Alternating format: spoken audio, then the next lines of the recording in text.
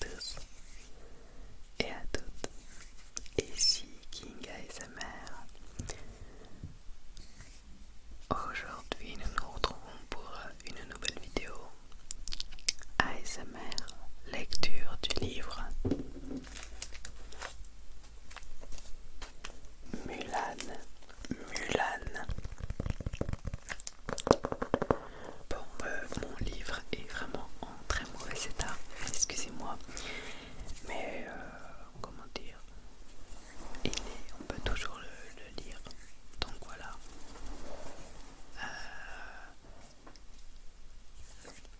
Bah, je propose qu'on commence tout de suite la lecture de ce magnifique récit Disney. Attendez, je place mon livre. Pardon. Vous connaissez mes gaffes maintenant. Mulan.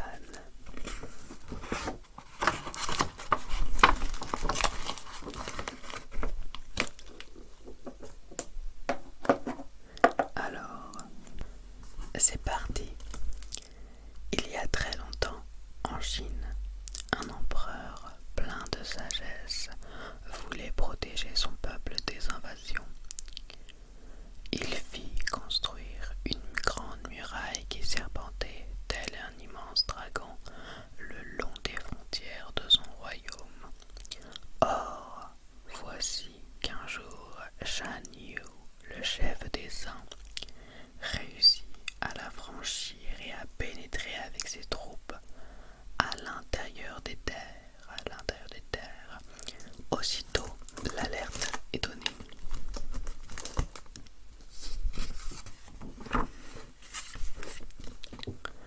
Le chef des armées avertit sans tarder l'empereur. Général Li ordonne alors celui-ci: envoyez vos troupes pour protéger mon peuple. Puis il se tourne vers Shifu, son conseiller. Je veux qu'un homme par famille s'engage dans l'armée. Un seul grain de riz peut faire pencher la balance du bon côté. De même, un homme de plus peut nous aider à remporter la victoire, remarque le souverain.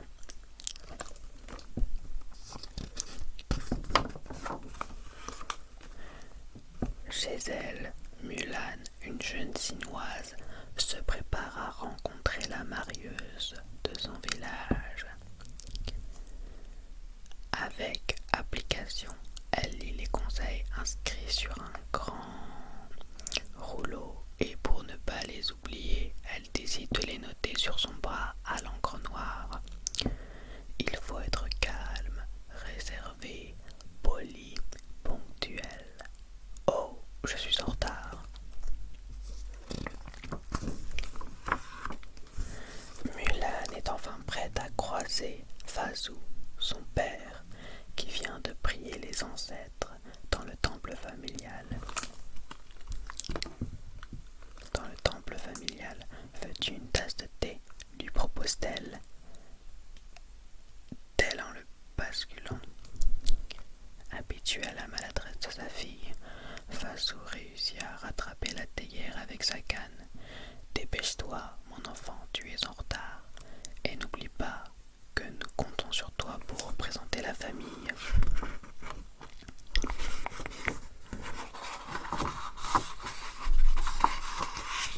Je vais avancer un peu plus le micro. Voilà. Au village, Fali, la mère de Mulan, attend la jeune fille avec impatience.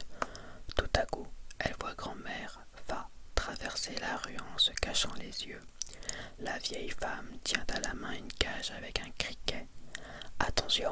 hurla Fali, horrifiée, ignorant les carrioles qui zigzaguent et se tamponnent pour l'éviter.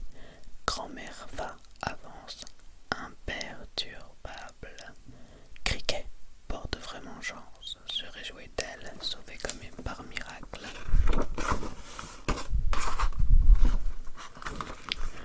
Mulan arrive enfin couverte de poussière et les cheveux en bataille. « Me voilà, maman !» déclare-t-elle joyeusement en descendant de son cheval. « Tu Tu es en retard, la réprimande de sa mère. Mais non, ne dis rien. Tu n'as aucune excuse, conclut Fally en l'entraînant chez la baigneuse. Lavée, coiffée, habillée, maquillée, Mulan réapparaît aussi belle qu'une poupée de porcelaine. Émue, Fally pose un joli peigne dans les cheveux de sa fille. Tu es prête maintenant, lui dit-elle. Pas tout à fait, ajoute grand-mère Fa. Je t'offre un collier de jade pour la grâce, une pomme pour la sérénité et criquet, un criquet qui te portera bonheur.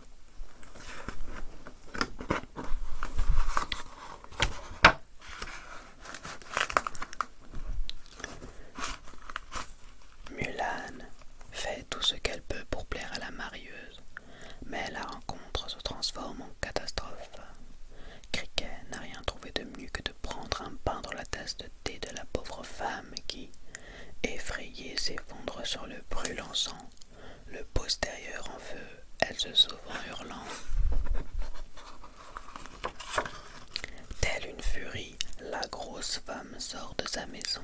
Elle court pour éteindre les flammes qui la brûlent. Croyant bien faire, Mulan la suit et lui lance le contenu de la théière. La marieuse rugit, folle de rage. Tu es une calamité. Tu as beau avoir l'air d'une fiancée présentable, tu ne feras jamais honneur à ta famille, jamais.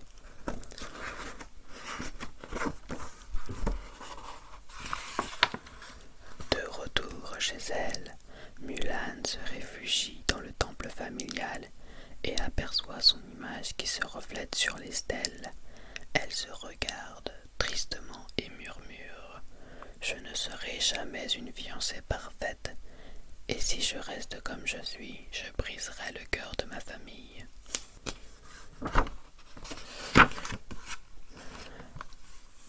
Tandis que Mulan se désole au fond du jardin, son père la rejoint.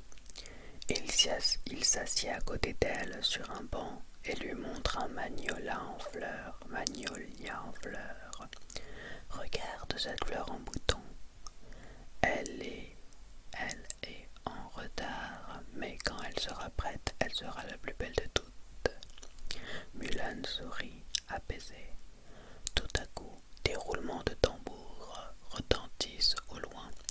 Fazou se lève et se rend sur la place du village. Citoyens, clame Shifu, les Huns ont envahi la Chine. Par ordre de l'empereur, un homme par famille doit rejoindre l'armée. À l'appel de son nom, Fazou s'approche et prend sa convocation. « Non, père, hurla Mulan, tu ne peux pas y aller. Fazou, vocifère Shifu. Tu devrais apprendre à ta fille à se taire devant un homme. » Le soir même, Mulan surprend son père devant l'armoire où il garde son armure et son épée. Elle le voit exécuter des mouvements de combat lorsqu'une douleur fulgurante traverse sa jambe, autrefois blessée. Fazou s'effondre en gémissant. La jeune fille réprime un crime d'effroi et réalise quelle menace pèse sur lui. Mulan est décidée. C'est elle qui partira se battre. Après avoir prié les ancêtres, elle se coupe les cheveux avec l'épée de son père et revêt son armure. Profitant du sommeil de ses parents, elle dérobe sur la table de chevet la convocation et pose à sa place le peigne offert par sa mère. Ainsi, ils comprendront la raison de son départ. La voilà dans l'écurie pour chercher Khan, son cheval. Avec ses cheveux courts, habillée en soldat, personne ne peut savoir qu'elle est une fille. Personne.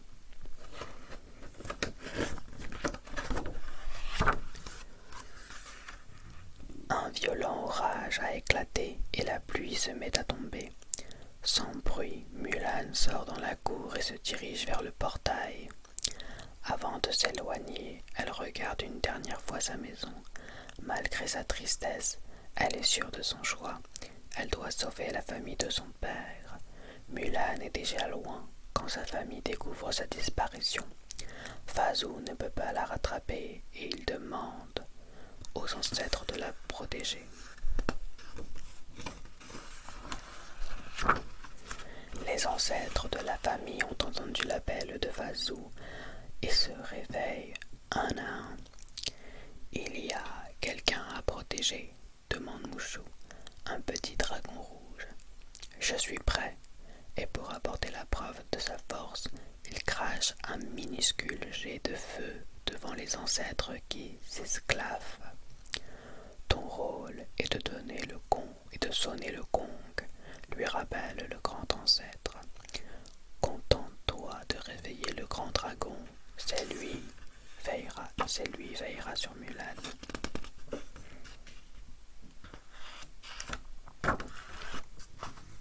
Mouchou est très vexé. Il frappe si fort sur le gong que la statue se fendit et s'effondre sur le sol. Au même instant, le grand ancêtre s'inquiète. Es-tu prêt, grand dragon? Affolé, Mouchou saisit la tête de pierre et l'agite au-dessus des buissons en s'écriant d'une grosse voix. Oui, oui, oui, tout va bien, je pars immédiatement. Pour échapper à la colère des ancêtres, Mouchou décide de devenir le gardien de Mulan. Cricket se joint à lui et les deux compagnons retrouvent la jeune fille près du camp militaire. Le petit dragon se dissimule derrière un grand feu, ainsi son nombre démesuré apparaît. Je suis le puissant Mouchou, ton salut est proche. Mulan, car je suis envoyé par tes ancêtres pour te guider.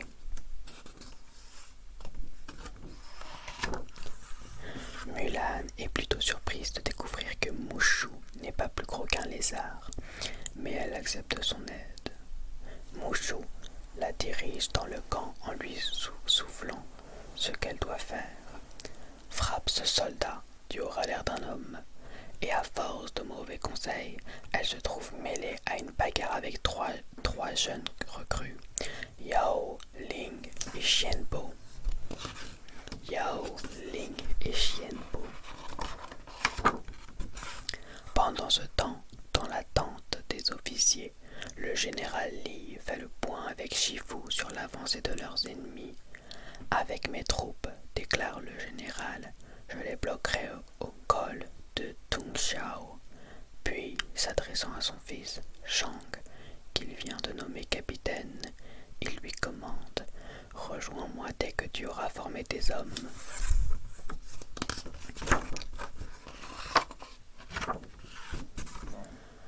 Dans le camp, la bagarre fait rage. Le capitaine Shang est obligé de hurler pour que les recrues cessent le combat et se mettent en rang. Mulan arrive en dernier. Shang la dévisage et lui demande son nom. Ping, mon capitaine, répond-elle en prenant une voix grave. Je suis le fils de Fazou. Et elle lui tend la convocation de son père.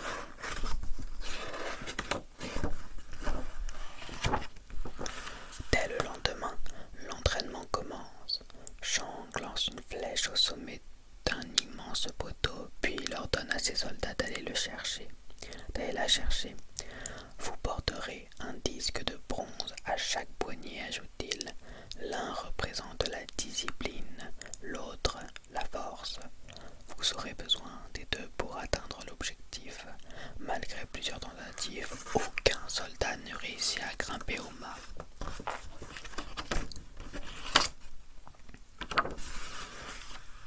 Shang continue l'entraînement, le combat au bâton. Mulan s'applique du mieux qu'elle peut, mais un soldat lui glisse un petit scorpion dans sa veste. Elle perd alors le contrôle de ses gestes, tourne sur elle-même, trébuche et frappe au hasard ses adversaires. Sous le regard catastrophé de Shang, elle sème le désordre. Après quelques jours, Mulan est si épuisée qu'elle a du mal à suivre. Au cours d'une marche en montagne, elle s'effondre, écrasée par la charge qui pèse sur ses épaules. Shang aussitôt la rejoint. Fais tes bagages et rentre chez toi. Tu ne pourras jamais combattre, lui dit-il avant de poursuivre son chemin.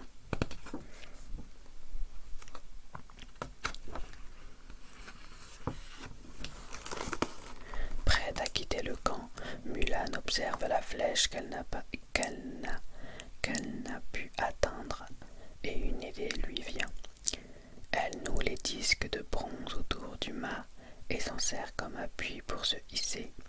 Arrivée au sommet, elle attrape la flèche et la lance aux pieds de Shang. Admirative, tous les soldats l'acclament.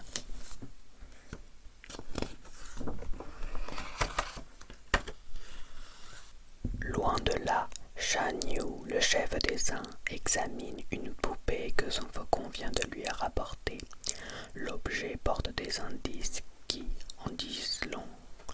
Odeur de poudre, crin de cheval, Shan Yu ricane, l'air satisfait.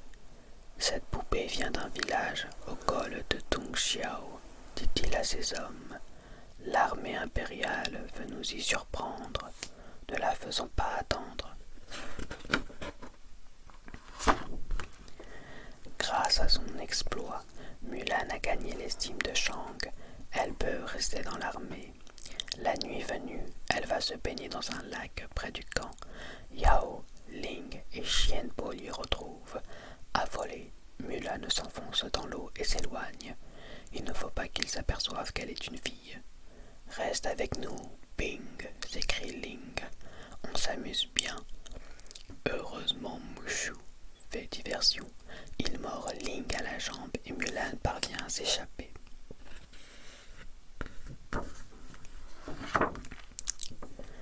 Après une querelle, le conseiller de l'empereur a démis le capitaine Shang de ses fonctions. Il a jugé que les recrues étaient incapables d'aller au combat. Furieux de cette décision qui contrarie ses plans, Mushu décide de prendre les choses en main. Il se glisse dans la tente de Shifu et avec l'aide de Cricket, il rédige un message pour que Shang aille rejoindre son père, le général Li, au col de Tung Xiao. Lorsqu'ils arrivent sur place, Shang découvre un camp de ruines. Il ne reste rien du camp de Tung Xiao, tout a été dévasté, incendié par les Huns. Parmi les décombres, Xianbo trouve le casque du général Li. Shang s'agenouille, bouleversé. En hommage à son père, il plante son épée dans la neige et pose le casque dessus. Nous sommes le seul espoir de l'empereur à présent, dit-il à ses hommes. En avant.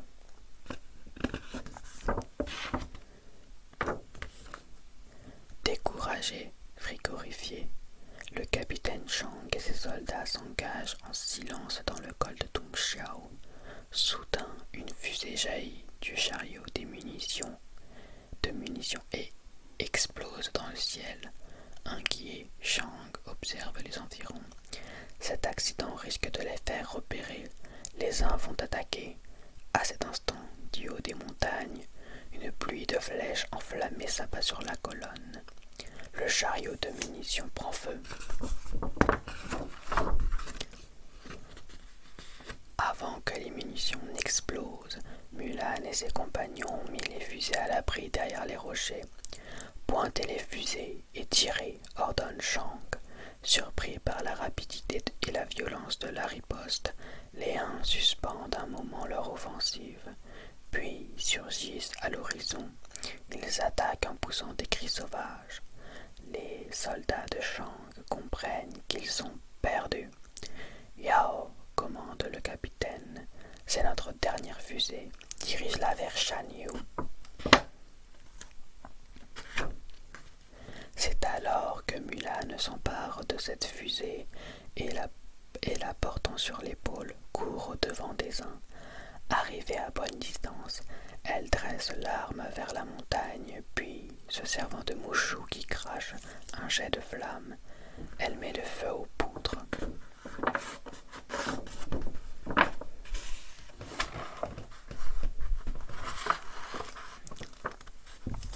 Sous le choc de l'explosion, la paroi enneigée s'effondre en provoquant une avalanche. Une énorme vague de neige dévale de la montagne et ensevelit Shan-Yu et ses troupes. Mulan a réussi, vite. Elle saute sur le dos de Kan et attrape le capitaine Shang au passage.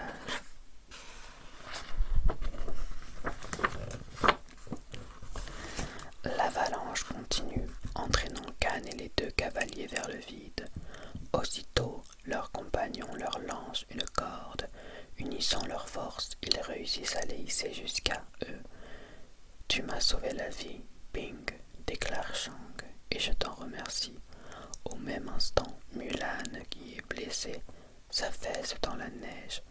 Elle est aussitôt ramenée au camp pour y être soignée.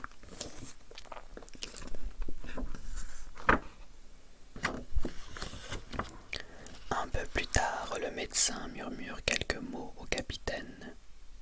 Shifu, qui a tout entendu, traîne la jeune fille hors de la tente et se met à hurler. « Une femme, quel déshonneur !» Shang prend l'épée de Mulan et la jette à ses pieds. « Tu m'as sauvé la vie, j'épargne la tienne, déclare-t-il, et il l'abandonne dans la neige. Shang et ses troupes ont disparu. Blottie contre Kan devant un maigre feu, Mulan confie son chagrin à Mushu. Elle n'aurait pas dû prendre la place de son père. Touché par sa tristesse, Mushu se jette dans ses bras. « Tu sais, les ancêtres ne m'ont jamais envoyé pour te protéger, lui avoue-t-il pour la consoler. Tu as risqué ta vie pour ton père. Tes intentions étaient bonnes, alors que moi, j'ai mis en péril ta vie pour arranger mes affaires. »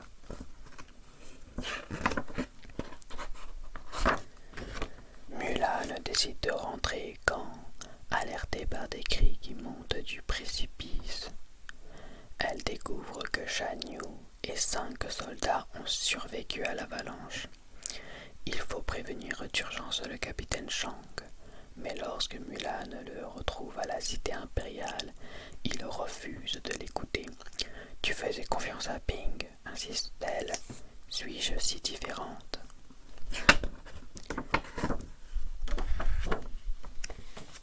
Shang gravit les marches du palais.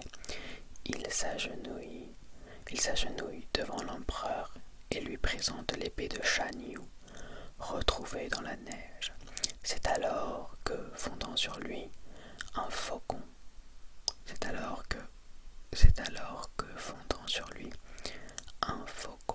La lui arrache des mains et l'emporte.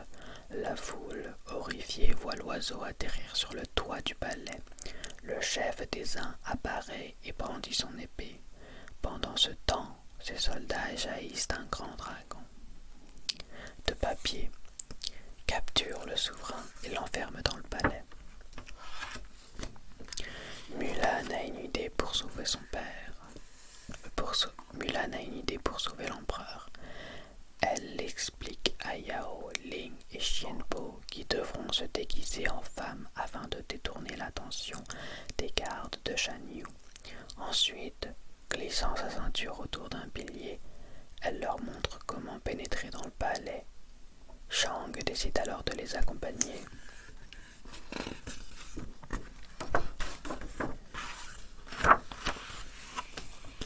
Les uns sont mis hors de combat.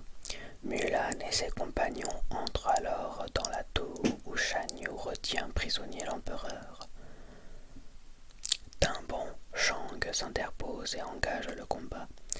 Respectueux mais énergique, Xianbo en profite pour saisir l'empereur et, attachant sa ceinture à une corde, se laisse glisser jusqu'au sol.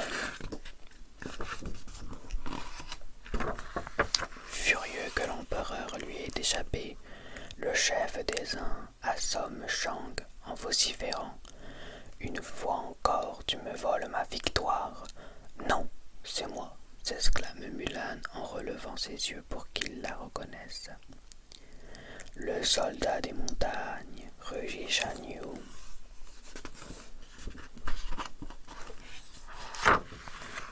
Mulan s'enfuit sur les toits, poursuivie par le chef des uns. Alors qu'il allait l'attraper, elle se retourne brusquement et s'empare de son épée. Puis elle l'immobilise en clouant son manteau sur la corniche. Shan Yu, prisonnier, cherche à se libérer, tandis qu'un projectile guidé par Mushu et Cricket fonce sur lui.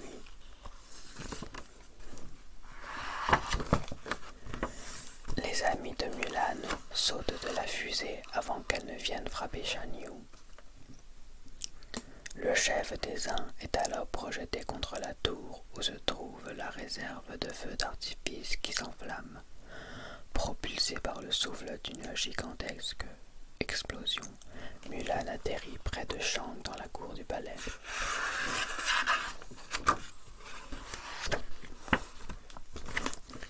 Shan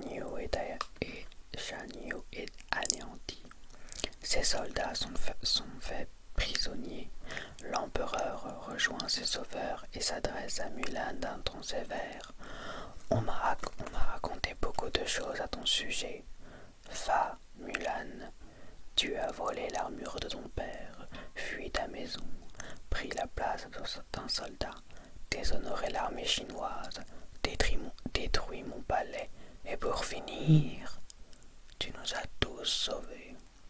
L'empereur sourit et à la stupéfaction générale, s'incline devant elle. L'assistance, aussitôt fait de même.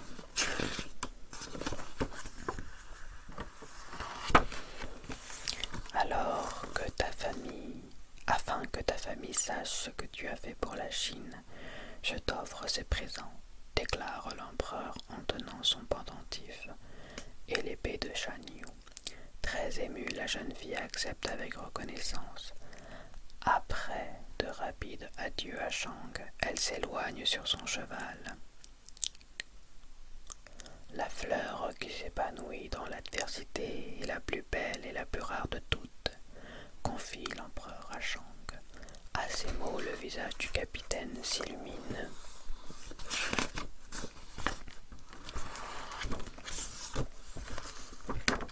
De retour chez elle, Mulan offre à son père les présents de l'empereur.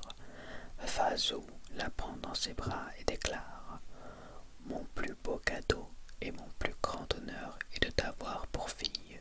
Tu m'as tant manqué. » Au même instant, Shang se présente à la porte du jardin et pour la plus grande joie de la famille Fa, Mulan invite Shang à partager le repas.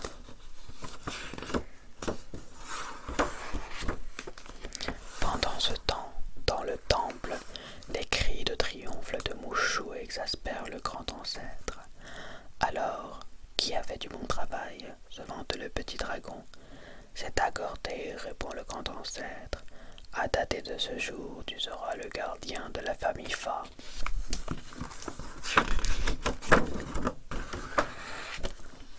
Que la fête commence, s'écrie Mushu.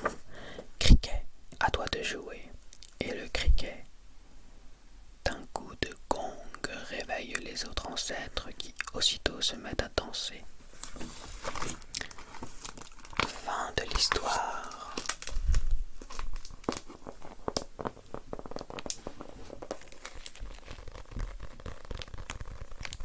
C'était Mulan.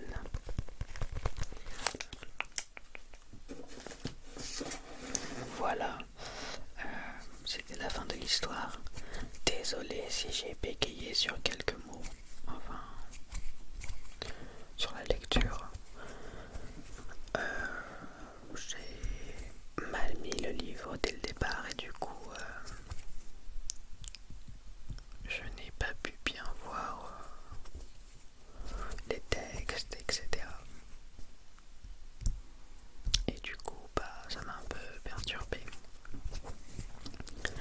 j'espère